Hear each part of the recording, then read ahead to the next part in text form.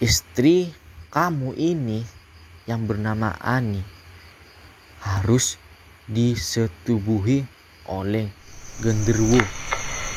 Cek, penulisan mistis on. Cek.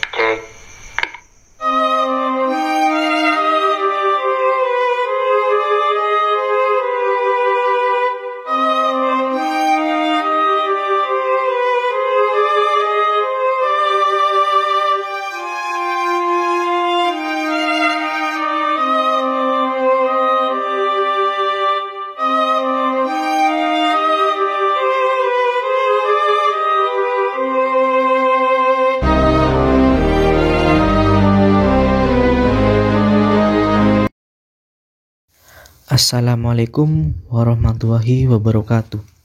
Kembali lagi bersama saya Ri di channel penelusuran mistis. Semoga malam ini kalian baik-baik saja di rumah dan terhindar dari makhluk gaib, jin, dan sejenisnya, dan dipermudah rezekinya. Sebelum lanjut ke cerita horor, mari kita berdoa menurut keyakinan masing-masing. Berdoa dimulai. Bismillahirrahmanirrahim. Rabbi a'udzubika min hamazati syayatin wa a'udzubika Rabbi ayyahdhurun.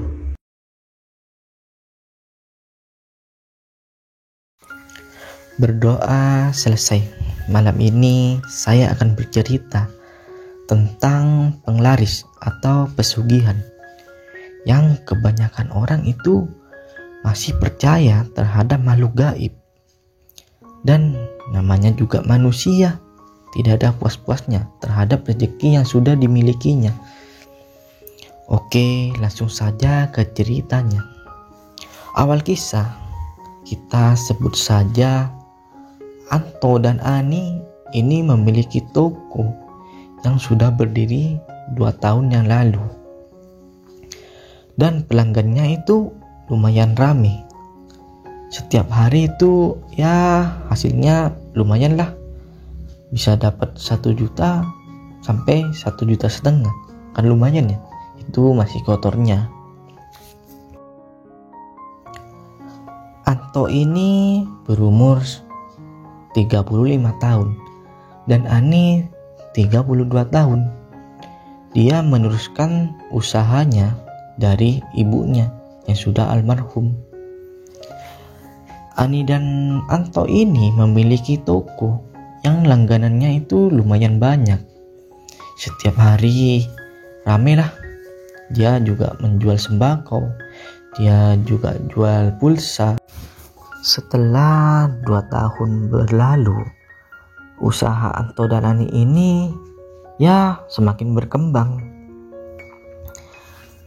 Dia memiliki tetangga berjarak 50 meter. Kita sebut saja namanya Joni dan Rini. Mereka bekerja di suatu perusahaan. Akan tetapi Joni dan Rini ini seminggu yang lalu di PHK akibat perusahaannya bangkrut. Dan dia tidak memiliki pekerjaan. Namanya juga tetangga. Joni dan Rini ini mulai iri terhadap Anto dan Ani karena usaha mereka itu berjalan dengan lancar, sehingga ya tiap tahun bisa membangun dan tahun berikutnya bisa membeli mobil. Joni dan Rini ini melihat peluang bagus untuk membuka sebuah toko. Tapi kan toko ini berdekatan dengan toko Anto dan Ani. Ya, Joni dan Rini ini nekat membuka toko. Sekitar 1 minggu kemudian, Joni dan Rini ini sudah bisa membuka toko, walaupun barangnya itu cuma sedikit. Sekitar 2 minggu kemudian, toko Joni ini ramai. Tiba-tiba pelanggan di toko sebelah itu pindah ke toko Joni. Padahal cuma baru 2 minggu toko itu dibuka. Disinilah muncul kecurigaan Anto dan Ani. Kenapa toko yang baru buka 2 minggu tiba-tiba rame? Nah, di sini Anto dan Ani mulai curiga. Setiap malam Jumat, toko sebelah itu menambur bunga di depan tokonya dan membakar kemenyan. Ya, mereka positif aja mikirnya, mungkin selamatan, kata Ani. Sesudah 1 bulan, toko Anto dan Ani ini tidak ada satupun yang beli ke tempat mereka.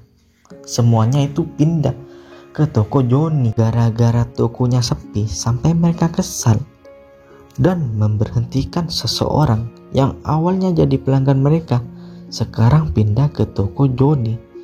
Dia mencoba melihat barang yang dijual di toko tersebut, seperti beras. Akan tetapi beras yang mereka beli itu ada hewannya, dan sayurnya itu pun layu. Tapi Ani ini berpikir positif aja.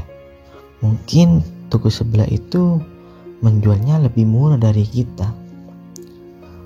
Dan Anto ini bertanya kepada yang beli itu, memangnya beras ini 1 kilonya berapa?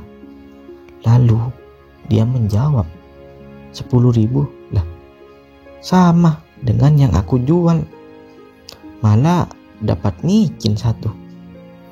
Tapi pelanggannya ini, ya udah, saya beli kapan-kapan aja ke situ.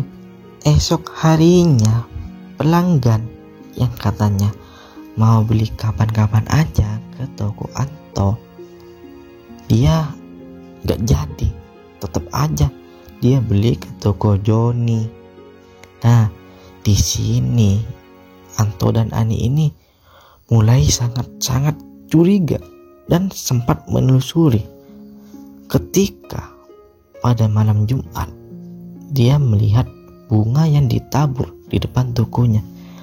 Lalu ada seseorang yang datang ke tokonya memberikan kemenyan lalu dibakar di sana. Nah, ketika orang tersebut ini yang Anto dan Ani ini tidak kenal, mengikutilah dengan sepeda motor. Dia terus mengikuti, pindah sekitar 2 kecamatan dari toko tersebut. Setelah sampai di rumah tua itu, lalu Anto dan Ani ini bertanya kepada seseorang itu. Orang yang diikuti mereka itu berumur lumayan tua, sekitar 65 tahun. Lalu Ani sempat bertanya kepada orang itu, "Kek, tadi ngapain di toko Joni?" Lalu kakek itu menjawab, "Saya cuma main aja ke sana. Memangnya kalian ini ada perlu apa dengan saya?" Lalu Anto ini bertanya kepada kakek itu, "Kek, kenapa toko mereka itu rame banget sedangkan toko saya sepi? Padahal yang saya jual itu sama aja dan barangnya itu lebih bagus. Dan saya juga sudah memberikan promo." Kakek ini menjawab, bilangnya seperti ini, "Kalau zaman sekarang main jujur, ya tokonya gak kira bakal rame." Anto dan Ani ini mulai kebingungan, maksud kakek gimana. Lalu kata kakek ini, "Ya sekarang itu kalau pakai pesugihan atau penglaris, tokonya itu bisa rame mendadak. 1 hari pun bisa langsung rame, tapi dengan syarat-syarat yang harus kamu penuhi." Mereka berdua mulai kebingungan yang dimaksud kakek ini, lalu bertanya, "Memangnya syarat apa agar toko saya ini ramai kembali. Kata kakek ini, kalian harus bayar uang sebesar 10 juta dan harus mengikuti ritual setelah membayar uang itu. Mereka berdua ini mulai gelisah. Masa iya bayar 10 juta langsung rame toko kita? Dia kan juga bukan promotor, juga bukan sales. Nah, Ani ini mengajak pulang Anto. Ya udah, kita jangan di sini lama-lama. Nanti kita ketipu sama kakek ini. Lalu kakek ini bilang, ya sudah, sana pulang. Kamu pasti akan kembali ke sini lagi. Kata kakek itu. Pulanglah Anto dan Ani ke rumahnya. Akan tetapi selama 2 bulan toko ini tidak ada pelanggan satupun. Tidak seperti toko Joni yang tiap harinya ramai. Lalu Ani ini mengajak Anto untuk pergi ke kakek ini agar tokonya itu bisa ramai seperti dulu lagi. Langsung saja Ani ini meyakinkan Anto untuk mengajak ke rumah kakek ini dengan tekad untuk mengembalikan tokonya ramai kembali. Sampailah di sana, dia disambut oleh kakek ini. Nah, kalian datang juga akhirnya. Kenapa? Tokonya tetap sepi ya? Kata si kakek. Lalu Anto menjawab, iya kek, toko kami tetap saja sepi. Malah toko si Joni yang tetap ramai. Kata kakek ini, ya sudah, kalau kalian ingin tokonya ini ramai kembali, kalian harus ikut ritual pesugihan. Namun Ani dan Anto ini kan bayar 10 juta itu kek. Dijamin bakal rame lagi toko kita. Kakek ini bilang, saya jamin toko kalian itu rame kembali. Asal kalian ketika sudah masuk ritual, kalian tidak boleh mundur. Dan harus bayar 10 juta dulu. Ani ini sudah persiapan sebelumnya. Dia membawa uang 10 juta. Lalu Anto dan Ani ini setuju untuk melakukan ritual pesugihan. Dan kakek ini bilang, 2 hari lagi datang ke rumah saya di sini. Kalian tidak boleh mundur. Kalau kalian mundur, kalian terima akibatnya. Lalu mereka berdua, ya kek, kami akan mengikuti ritual pesugihan ini. Lalu kakek ini bertanya kepada mereka berdua, kalian sudah siap untuk melakukan ritual ini? Ingat, tidak boleh mundur. Kalau kalian mundur, akan terjadi sesuatu kepada kalian. Lalu mereka berdua ini nekat dan menyanggupi. Ya kek, kami sanggup. Emang apa aja yang harus kami lakukan? Kakek ini bilang kepada mereka berdua, syaratnya kalian berdua harus mandi kembang 7 rupa. Dan satu syarat yang paling penting, istri kamu ini yang bernama Ani harus disetubuhi oleh genderuwo. Kamu sanggup, Ani? Lalu Anto ini, kek, kok seperti itu kek? Lalu kakek ini menjawab, iya, emang ritualnya seperti itu.